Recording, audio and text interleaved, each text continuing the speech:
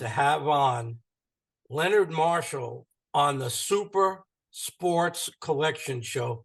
I was a huge admirer of his when he was a defensive lineman for 12 seasons. Imagine someone being able to play a position like defensive lineman in the NFL for 12 seasons. And he was selected 37th overall in the 83 draft. And he spent the first 10 seasons of his career with the New York Giants. And that's where I got to see him play year after year. He wasn't just your average player, that's for sure. He accumulated 79, 80 sacks. You don't even hear about title numbers like that anymore, ranking him third in the team history, playing alongside some of the other greats in Giant history Leonard will tell us about, but it doesn't end there. He was twice selected to the Pro Bowl and twice named, get this, NFL Defensive Lineman of the Year. Not just once, but twice in 85 and 86. And he won 2 Super Bowl championships with the Giants, recording 3 sacks in the 2 Super Bowl games he played in. Leonard and I connected over LinkedIn several years ago, and I'm so glad that you accepted my invitation to be on the show and share a little bit about your illustrious career. So thank you so much for coming on the show, and I'm excited that young people all over, maybe the whole world, will learn about you and go out and start collecting cards and start collecting memorabilia. Thank you, Leonard, for coming on the show. Bruce, you're quite welcome. You're the reason why that guys like myself do shows like this to educate and hope that young people totally come to understand what this game meant, what this game could do for them, and how they can monetize sports and sports collectibles in terms of their life, their genial history, and their legacy. And later in the show, Leonard, even though we don't have it right now, we'll get some of those beautiful photos of some of the things that you showed me, and we'll slice it into the show. But Leonard, I would love to know what it was like to play on that team with a great coach. Maybe you could tell me a little bit about your relationship with him. Tell you all about it, Bruce. I'll walk you through the life of Leonard Marshall. Oh, my goodness. I'm so excited, Leonard. I'm just going to shut up and let you go. Let me tell you about it. So in 1983, I get a phone call from a guy named Dwayne Parcells. And I don't find out they called him Bill Parcells until I get to New Jersey. Wow. So I get to New Jersey and I meet this guy, and he's got swagger. And I'm thinking, okay, here's a guy that I don't know. Okay, I'm a kid from Louisiana. It's black and white in Louisiana. Here's a guy who's got a little bit of a kind of a street sense to himself. He's coming at me with a different angle. He's coming at me, talking to me like a little bit of a wise guy, but not so much a wise ass. A very wise man in that Bill Parcells. We called him Hackensack Bill. I gave the nickname Dollar. I gave the nickname Dollar Bill as a player because he knew how to get that money. He just knew how to get that money, and he knew how to get the most out of me. So when they bring me up here to interview me for the position, they bring me up here, I think late March, early April, and he tells me, we got a guy on the team named Gary Jeter. And I'm gonna be honest with you, I hate that son of a bitch, but I'm gonna do my best to get him out of here. And I'm like, Bill, come on, why don't you really tell me how you feel? He says, no. He goes, I was defensive coordinator in 82. He cost me a game against the 49ers. I had a hard time reaching him as a coach. I had a hard time working with him as a defensive coordinator. And I just felt like I could get a better guy to play that position. And I think you might be that guy. Okay, so if you're around and we draft, come the time, I'm going to take a real good look at you. He goes, I like what you've done at LSU. I like the people you work with at LSU. I like the fact that your team was so good and you consistently improved over the 3 years that you were a starter at LSU. He goes, I think you might be the guy to fit in the grand scheme of things or what I want to do here in New York. I Wow. said, Coach, you draft me, you bring me to New York. I'm going to tell you right now, I won't disappoint. Now, I Wow. got here my rookie year. They made fun of me my rookie year. They called me the fat kid from Louisiana. They put food in my locker, gumbo, jambalaya mix, all that kind of stuff. They made fun of me. But you know what? I knew in the end I'd have the last laugh. So in 83, I took it on the chin like a man. In 84, I came back. I was very resilient. I came back in 84. I led the New York Giants defensive line in quarterback sacks and tackles. Wow. We drafted another player to come along to play with me in 84, a kid by the name of Carl Banks, who's Wow. now, just a year younger than me. Carl and I bond, become brothers in the grand scheme of things. I help him as a player. He helps me as a player. We fit into everything that the Giants were doing. George Martin, Harry Carson, Jim Burt, Lawrence Taylor, so forth and so on. Wow. We go in my second year, we make the playoffs. We win a playoff game. So Bill Parcells went from 3-12-1, almost getting fired, to now winning a playoff game. In 85, we come back, team of vengeance. We lose in the first round of playoffs in 84, but in 85, we took that and we came back with a vengeance to become a better football team. We have a great draft. We drafted running back in the first round by the name of George Adams. But then we pick up a lot of defensive players along the way that kind of learned how to help us win a little bit. We make the playoffs. I'm NFL Defensive Lineman of the Year. I think I led the NFL in quarterback sacks for 15 weeks of the season. Just so happened the Bears had a guy on their team that could play too by the name of Richard Dent. He ended up winning the league. He ended up winning the most sacks in the league. He had 17 sacks the same season. So he beat me by a sack and a half, and they win the Super Bowl. The lesson we learned from the Chicago Bears in 85, when they whipped our ass in Chicago, we took that, put the chip on our shoulder, came back in 86, and we were the best team in football. We won the Super Bowl, convincingly won the Super Bowl. It wasn't even close. We beat the Broncos 39-20, but it wasn't even close. That team, Bruce, from 86, could have won 4 championships, I felt. I bet. I think it could have won in 87, 88, 89, and it did win in 90. And I think it kind of could have probably repeated in 91 had Bill Parcells stayed the coach. But the beauty of it was the career that I built with the Giants was built on the back of toughness, integrity, and real football players playing the game not for money, playing it to be great. The game now has become about money. Our game was about being great. Wow. So it really was like that. There really is a difference. And you're saying it like it is. It's so unbelievable to hear your insights. Yes, I mean, that's how it was. And that's how it is. I mean, if you go to a football game now, the quarterback should basically have a skirt on, because he's not going to get touched the whole game. And if you hit the quarterback in the game, you're going to get a huge penalty. I mean, you go back and look at some of the plays that we had. Look at the play where Lawrence Taylor breaks Joe Theismann's leg. I mean, that probably would have cost him $1 million. Or the play with me and Joe Montana, that probably would have cost me $1 million in today's game. That was football. That was grit. That was tenacity. That was zeal. That was hustle. That was everything the game is built on. So, Leonard, what happened in 87? I mean, you had a consistently good team. Can you put a finger on what the difference between 86 and 87 was? The NFL strike, Bruce. The NFL strike. I felt like the NFL strike in 82 stole the thunder from the Giants organization, which is why Bill Parcells became the coach and Ray Perkins got fired. The same thing happened in 87. After we won the Super Bowl, we bring the same team back. We bring back everybody except 4 players. And the next thing you know, we're going on strike. So I think the strike killed our season in 87. 88, we were a team trying to find ourselves. 89 was a team that could have been.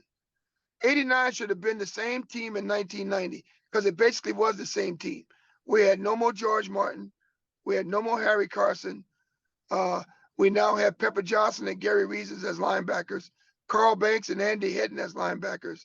Not too bad. Not too Yeah, bad. not too bad. Guys that can play football. And I just felt like of all the seasons and all the teams, 87 was a waste, 88 was a waste, 89 really was a waste, and 91 was a strong, tremendous waste. Because had that team come back with either Bill Parcells or Bill Belichick, that team could have repeated as the NFL champion. Wow. And Leonard, to some people, it's just so hard to believe that it constantly looks like you have two freight trains slamming into each other all game long. Okay. You're on the defensive line, man. Yeah. And look how happy you are just talking about it. Yeah, I loved it, Bruce. I loved it. I mean, listen, 80, I'll give you a story. 85, they give me the lineup of who we're going to play. So I'm thinking about all the different players that I'm going to play against. So the first player that comes to mind is I got to see Anthony Munoz in Cincinnati. Wow. I got to see Joe Jacoby and Russ Grimm at the Washington Redskins. I got to see the Dallas Cowboys, Nate Newton and Mark Tuinei against the Cowboys. I got to see Louis Sharp and that huge offensive line in the St. Louis Cardinals. I got to see the Philadelphia Eagles offensive line, which those guys were the dirtiest players in the game at that time. So I loved it, man. Week in, week out, bring it. I come from that old school thing. You got to bring ass to get ass. So that's the way I thought about it. I don't think anyone alive is going to get insights like you're giving to me here today. No, I want to give it to you that way. This is spectacular. Leonard, so what about your health? I'm not asking about, nagging injuries, but were you able to play up to your expectations, 86, 87, 88, 89? Were you able to play the same way as you were when you're out of college in the first few years in the pros? Bruce, I was a beast. I mean, I can honestly tell you that our defense was structured around the 3-down lineman playing a 4-eye technique, a head up on a tackle, rushing the quarterback, playing strong in the run game, and giving our linebackers a chance to make plays. I could toot my horn all day long. I think it's a tribute that the two linebackers standing to my left and right, both of those guys are in the Hall of Fame, that played opposite Leonard Marshall. Okay. And I had the same career as they did, just as illustrious as theirs. And the only difference, I'm not in Canton, Ohio yet. I'm in 3 Hall of Fames. I'm in the Giants Ring of Honor right along with them. I did everything I wanted to do in the game of football. The only thing I didn't do that I wish I could have done was won a 3rd Super Bowl. However, I would have wanted to do that with the New York Giants. I guess you could say, I got a chance to play a kid's game for King's Ransom, Bruce. I'm blessed to be able to do that. I was able to take care of my parents, be able to take care of a few of my siblings, and raise a family. My son's a lawyer. My daughter's successful. I'm healthy as I could be at this point. I just dropped 75 pounds on my own. Wow. And wanted to do it. Glad I was able to do it and been able to do it. I've got a 100-pound little friend back here in the back seat of me right now that keeps me active. My black English lab that's over my left shoulder here. But he must have heard me, so he's coming over here to say hi to Daddy. There he is. But, Bruce, I'm just a regular guy, a regular kid from Louisiana who did well. I'm happy the Giants made the choice of bringing me here to New York. And I hope I didn't disappoint. Oh, you certainly didn't, Leonard. My God, I don't know anyone who got more results without being in the Hall of Fame than you. I mean, no one's better than you, and your numbers prove it. One of the things I wanted to ask, it's a little bit of a different question, because when somebody like you plays for 10 years with one organization, and then something happens. They decide to give up on you. You become a free agent and put it up there for the highest bidder. Tell me what happened when you left the Giants, and what was it like to play for another team those last against couple the of years? Giants. Bruce, that was the toughest thing I ever did. I did not want to leave the New York Giants, Bruce. But I felt like, I put everything into that organization that I possibly could as a kid. I just felt like they didn't put enough into Leonard Marshall. I wanted to be paid on the same level as some of the better defensive linemen in the league. I played like Howie Long. I played like Richard Dent. I played like all the greats in the NFL that are in the Hall of Fame. I just wanted to be paid and recognized the same way they were. And I think that the last time I had to do it, which was in 1993, when we were in a contract dispute, I got tired of fighting George Young to get paid. I just Yeah, felt like, I did everything I wanted to do in that uniform. And I knew there'll be a long time before they get another defensive lineman to play in a 3-4 defense for the Giants to accomplish what I did. It'll take a long time to do that. I had over 800 tackles in my career. I had over 79, like you said, 80 quarterback sacks in my career. I gracious. can't tell you how many quarterback pressures I had. I'd probably have to say at least 250 quarterback pressures, but and I made plays that changed games. I mean, the play that I make for my team to win, to beat the 49ers, to take the best quarterback in football out of the game and go on to play for another championship in 1990. I mean, there ain't too many players that can say they did that in their career. So I gave as much as I could give to the Giants. And I just felt like in 93, I didn't want to fight no more. So I joined the Jets. I wanted to take my show across the river, give myself a chance to see if I could do it again, win a championship for Leon Hess. And that's the only greatest disappointment I have in my career was I didn't get a chance to win for that man because he treated me like with the utmost respect and he treated my family that way. Wow. So I don't want to keep it too much longer. You've been such a No, gentleman ever no, since the sure. beginning of our conversations. What a gentleman. And I really appreciate it. I got giant blue on though, right? Is this? I see you. I see you.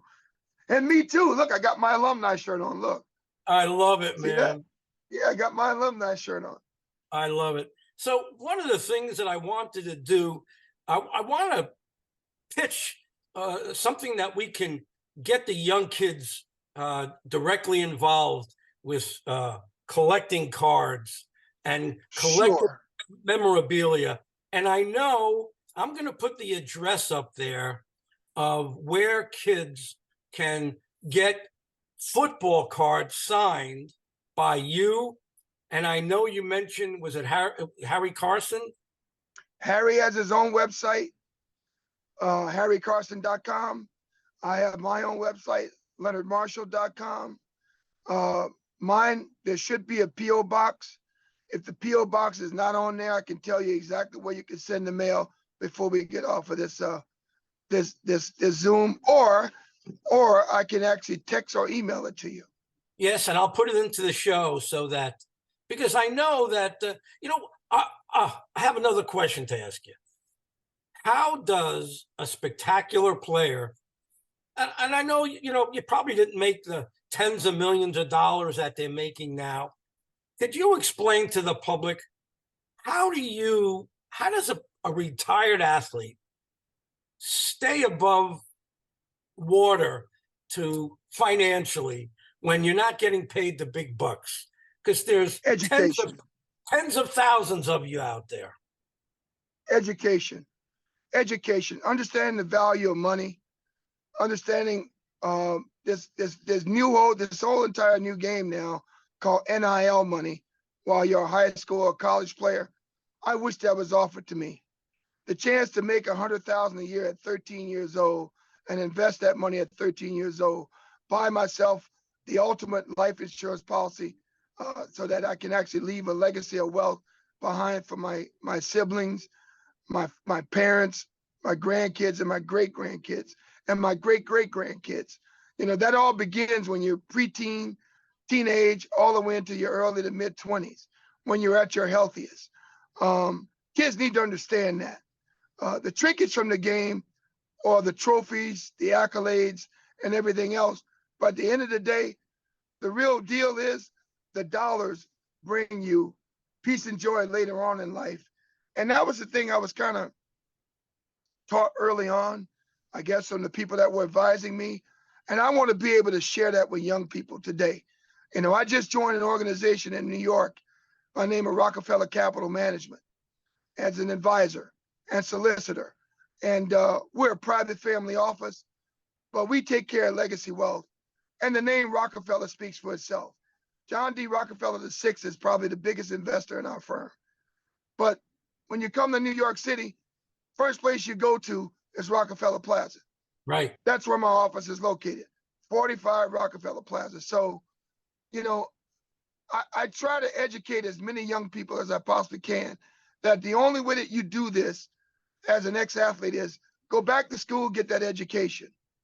Use that education and parlay the things that you did on the field as an athlete into a life for yourself after football. Continue to reinvent yourself, whether it's football, basketball, baseball, or whatever you did. Continue to reinvent yourself and become the new guy. I'm just a newer version of Leonard Marshall as a player. I haven't played the game in 35 years or 30 years. But guess what? People love, respect, and honor what I did because I've been a man of integrity outside the game of football all my life. And I will continue to live my life that way. Such an honor for you to be on the show, Leonard. I want to ask you one more question. When you were 12 and 13, and here's where it could really kick in for the kids. When you were 12 or 13, you were already a big guy? Because I teach middle school, and they're big. They're big at 12. Yeah. Were you one of those big guys who knew what they wanted to do? Bruce, I knew I wanted to play pro football when I was 9 years old. Wow. My father was a Dallas Cowboy fan my whole career, Bruce. You hear what I'm saying? I hear My father thought Tom Landry had all the knowledge underneath his helmet or underneath his hat. So my father used to tease me about the Cowboys.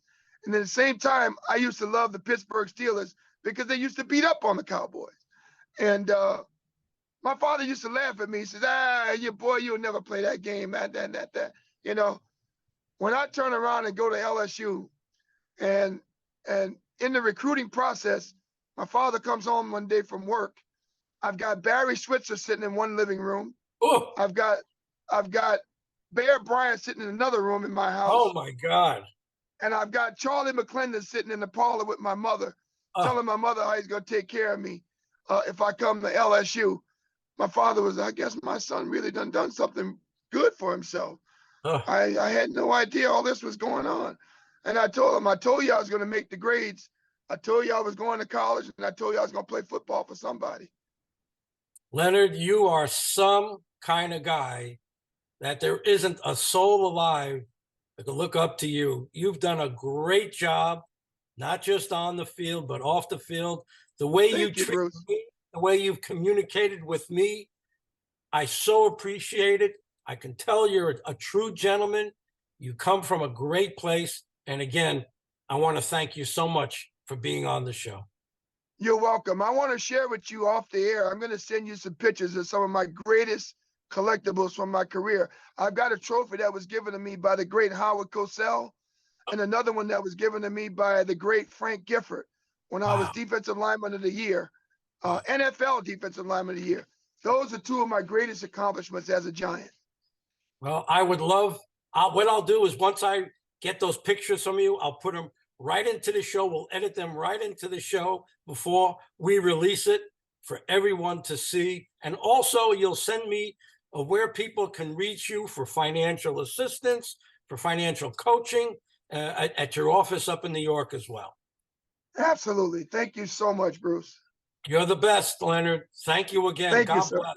God bless. Thank you. Thank you, my friend. All right, Take care. bye-bye. All right, bye, buddy.